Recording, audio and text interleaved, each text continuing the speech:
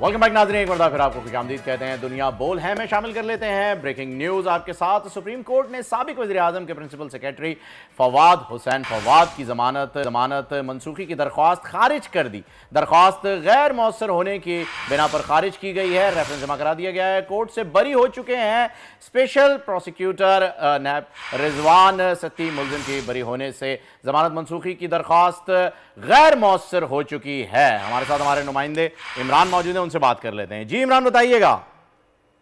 जी बिल्कुल, ये जो एक रेफरेंस था आमदनी सजाद का साबिक प्रिंसिपल सेक्रेटरी फवाद हसन फवाद के खिलाफ, उसमें वो लाहौर की एटीसी अदालत से ऑलरेडी बरी हो चुके थे। और लेकिन जब वो इस केस को फेस कर रहे थे तो उनको गिरफ्तार किया गया था और गिरफ्तारी के खिलाफ उन्होंने लाहौर हाई कोर्ट से जमानत हासिल की थी। तो नैब की तरफ से उस बेल की कैंसिलेशन के लिए सुप्रीम कोर्ट ऑफ पाकिस्तान में रजू किया गया था। लेकिन आज जब उनकी बेल कैंसिलेशन की दरखास्त नैब की समाअत के लिए मुकर्रर हुई तो नीचे से तो केस ही खत्म हो चुका था। फवाद हसन फवाद की बरियत हो चुकी थी। तो नैब के वकला ने अदालत को बताया है, 3 रुकनी बेंच जिसको इजाजुल हसन साहब हेड कर रहे थे, कि ये जो मुकदमा है ये गैर मुअस्सर हो चुका है, क्योंकि बहुत शुक्रिया इमरान, आपने